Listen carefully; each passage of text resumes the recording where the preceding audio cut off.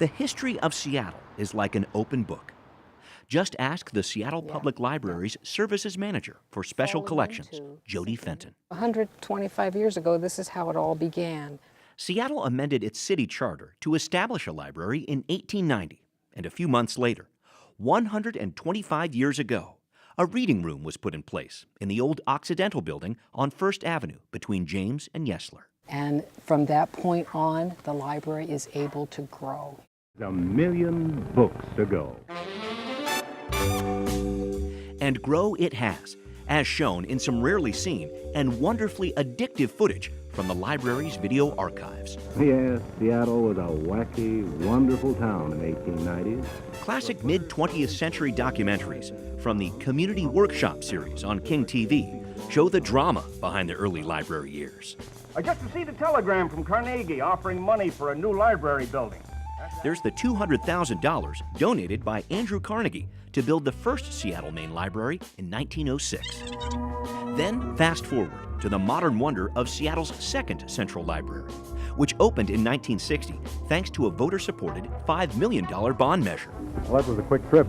It was the first library in the United States with an escalator and complete with a bookbindery, map room, film department, and of course, a drive-up window. Just phone ahead with your order. My wife can call the public library for a book on herb cookery in colonial times. If you come into the library, you have the opportunity to learn.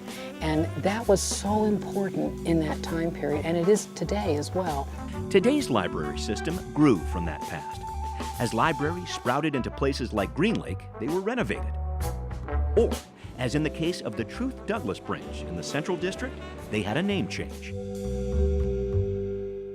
We work very hard to try to stay in touch with what our communities need. Steve DELVECCHIO manages the Mid-City East region of Seattle Libraries, which includes Douglas Truth, formerly the Yesler branch. He says this neighborhood has seen many changes. It had high Jewish and Japanese populations in the early 1900s, but then, after World War II, housing laws in Seattle pushed many African Americans to live here.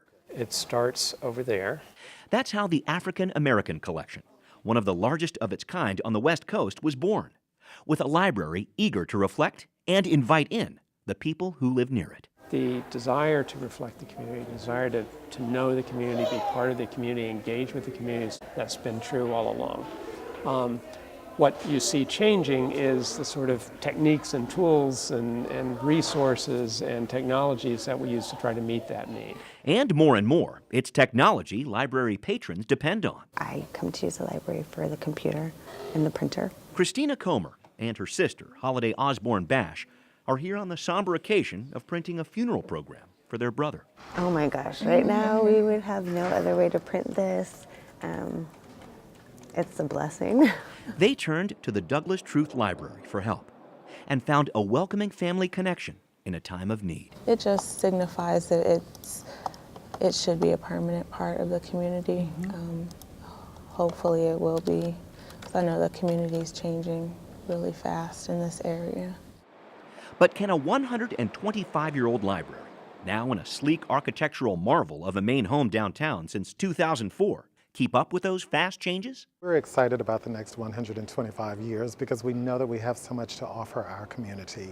City Librarian Marcellus Turner says the mission of the library is, was, and always will be bringing people, information, and ideas together. What's changing is the way Seattle libraries achieve that goal.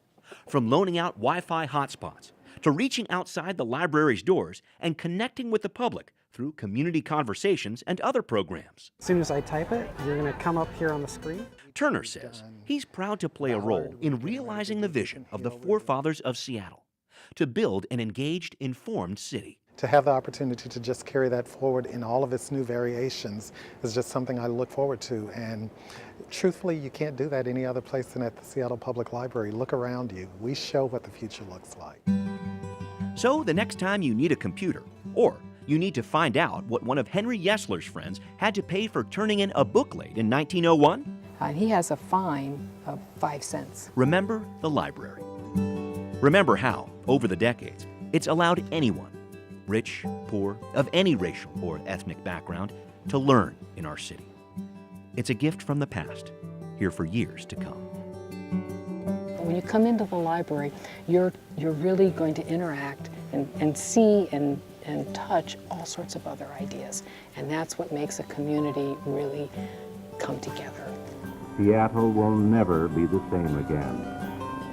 Would you say it will be better? We would.